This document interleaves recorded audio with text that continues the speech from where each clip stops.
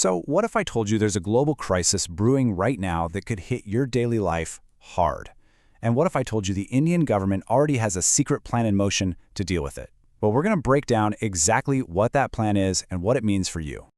Yeah, it's true. While everyone's looking one way, a pretty serious storm is gathering on the world stage. And behind the scenes, the Indian government is getting ready for a major shock to the system. But look, this isn't just about big picture geopolitics. The real question is about you. How could all this affect your expenses, your budget, maybe even your job security? Let's dig into that. Okay, so first things first, we have to understand the why. To really get what India's plan is all about, we need to take a look at the global chessboard and see why these moves are being made in the first place. Right now, the heart of the problem is the rising tension in West Asia. And believe me, this isn't some distant conflict. It's creating serious instability that's sending shockwaves directly toward our economy. So, how is India responding? This is where it gets really interesting. Instead of just waiting for a crisis to hit, the government is trying to get way ahead of it with a proactive plan. And at the very core of this strategy is the creation of count 'em, seven high-powered groups. Their one job, to watch every single development and manage the potential fallout. And let's be clear, this isn't a reaction, it's all about preparation. And they're not just looking at one thing. No, this is a full-blown, comprehensive strategy. They're focused on the absolute must-haves, securing our fuel, making sure our farmers have fertilizer, keeping trade routes open, and, the big one, protecting the country's entire economic health. Now, let's get into the numbers, because this is where you'll see why this is so critical. There's one specific weak spot, a single choke point, that puts our whole economy at risk. It all boils down to this one number, 85%. That is how much of our crude oil India has to import. It's not just a lot, it's a massive, critical dependency. I mean, just look at this chart. That huge slice right there shows just how much we rely on the rest of the world for our energy. Only that tiny little sliver, just 15%, is made right here at home. This is the root of our vulnerability, right there. And here's where it gets really dicey. Of all that oil we import, a staggering 40% of it has to sail through one single narrow shipping lane, the Strait of Hormuz. This is the choke point we're talking about. So what happens if something goes wrong there?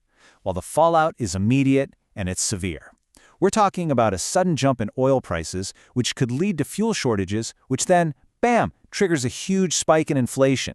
And that is exactly why those 7 government groups are working around the clock. All right, now for the part you've been waiting for. Let's connect the dots from this global drama straight to your monthly budget. This table lays out the whole chain reaction perfectly. It starts with fuel. When oil gets more expensive, so does transportation. For you, that means you're paying more for petrol, diesel, and even your online deliveries. Then you've got fertilizer shortages hitting farmers. Their costs go up, and suddenly you're paying more for vegetables and grains. As all these costs hit companies, they might slow down on hiring, which could affect the job market. And it all leads to this big thing called inflation, which basically means your money just doesn't buy as much as it used to.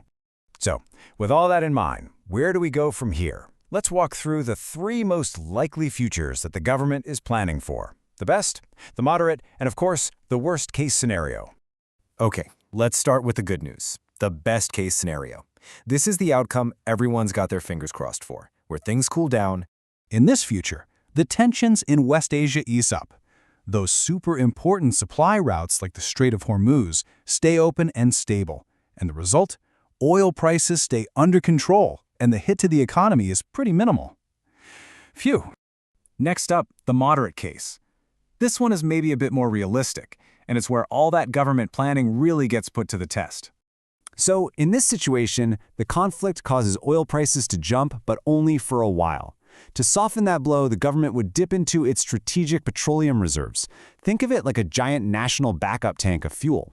You might also see the Reserve Bank of India step in, maybe raising interest rates to help cool down spending and keep inflation from getting out of control.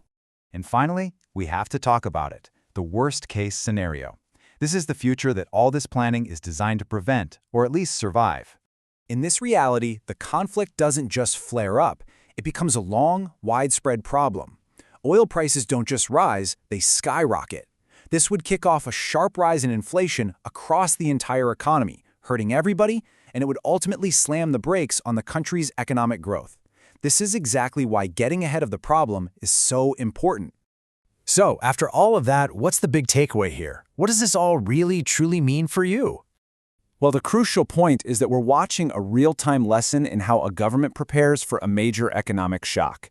And understanding this stuff doesn't just make you smarter at a dinner party, it actually helps you think more strategically about your own money, your spending, and even your career in a pretty unpredictable world. And that, right there, brings us to the final and I think most important question. We've seen that the government has a detailed, proactive plan to protect the economy. So I'll just leave you with this thought. The government has a plan. What's yours?